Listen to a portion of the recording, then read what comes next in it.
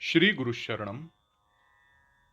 परमपूजनीय सद्गुरू योगीराज श्री गुळवणी महाराजांनी दिनांक 19 सप्टेंबर 1973 रोजी आकाशवाणीवर एक चिंतन प्रसारित केले होते.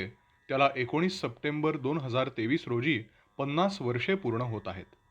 हे चिंतन श्री गुरु महाराजांच्याच वाणीमध्ये ऐकणे ही सर्व साधक, हितचिंतक व भक्तांसाठी सुवर्ण पर्वणी आहे. पुणे आकाशवाणीच्या सौजन्याने हे ध्वनिमुद्रण उपलब्ध झाले आहे.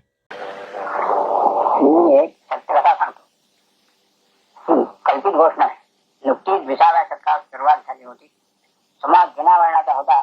देवाधर्मावर श्रद्धा जास्त होती. देवाला नमस्कारावा आणि तो खेळावा अशी बुद्धी असे. असा तो काळ होता. फक्त 50 पाऊणच्या वर्षाची ही कथा आहे. वऱ्हाडातील एका खेड्यात एक दाम्पत्य राहत होते. त्यांना मूल नव्हते म्हणून त्यांनी माहूरच्या रेणुका मातेला नमस केला. आई मुलगा झाला तर त्याला फिरून तुझ्या दर्शनास येऊ व तुला नैवेद्य व महापूजा वगैरे करू. पुढे त्याला मुलगा झाला. तो लहानाचा मोठा झाला. मुलाच्या 12व्या वर्षी माहूरला देवीचा नवस फेडण्यासाठी जाण्याचा योग त्या कुटुंबाला आला. त्यावेळी मोठाही नव्हता. बैलगाडीने ही मंडळी माहूरला आली. देवीच्या मंदिर जवळच्या मातीच्या इथावर मुक्काम केला.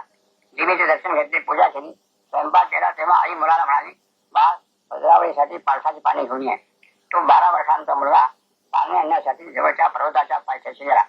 भोवताली जंगल पसरलेले होते. त्यामध्ये तो शिरला. एका पळसाच्या झाडावर चढला. इतक्यात त्याचे लक्ष झाडाखाली गेले. तेथे साधू होता. मुलाने साधूकडे पाहिले. त्यावेळी साधूने मुलाकडे पाहिले. तो जटाधारी भस्मांची तेजपुंज साधू प्रसन्न दृष्टीने पाहत होता. त्या निरागसनाची दृष्टी त्या साधूवर खिळून राहिली. त्या मुलाला आपण पाने जुळून नेण्यासाठी आलो आहोत याची आठवणच राहिली नाही. इकडे त्या मुलाचे आई वडील त्याची वाट पाहत होते. तास झाला, 2 तास झाले, पण बाळ आला नाही. तेव्हा मात्र त्यांना काळजी वाटू लागली. त्यांनी मुलाचा शोध सुरू केला. दिवस गेला, पण शोध काही लागला नाही. पुढे 2-3 दिवस तेथे राहून जंगलात हिंडून पाहिले, पण काही उपयोग झाला नाही. शेवटी दुःखी कष्टी होऊन ते दोघे गावी परतले. काळ थांबत नव्हता. त्या काळाने दुःखाची स्मृती पुसत गेली. पुढे त्या दंपतीला दुसरा मुलगा झाला. तोही लहानाचा मोठा झाला. देवीच्या नवसाची आठवण त्यांना होती. नैवेद्य दाखवायचा हल्ला होता. दुसऱ्या मुलाच्या 12व्या वर्षी त्या कुटुंबाला पुन्हा माहूर जाण्याचा योग आला. बैलगाडी केली. ती मंडळी माहूर आली. पहिल्या ठिकाणी मातृतीर्थावर मुक्काम केला. देवीचे दर्शन घेतले, पूजा केली, स्वयंपाक सुरू झाला. सर्व तयारी झाली. जेवणाची पाणी घेण्याची वेळ आली. इतक्यात पहिला मुलगा पाणी घेऊन आला. त्याला पाहताच आई वडील चकित झाले. त्यांचा विश्वासच बसेना. तोंडातून शब्दही फुटेला. तेव्हा तो मुलगा म्हणला, आई, पाणी तोडण्यासाठी झाडावर फिरलो तेव्हा एक साधू पाहिला. तो पण माझ्याकडे पाहत होता. याशिवाय काही न करता पाणी तोडली व लगेच आलो. मला ते म्हणणे ऐकले, पण 12 वर्षाचा काळ रोखला होता. मुलामध्ये कसलाच बदल झालेला नव्हता.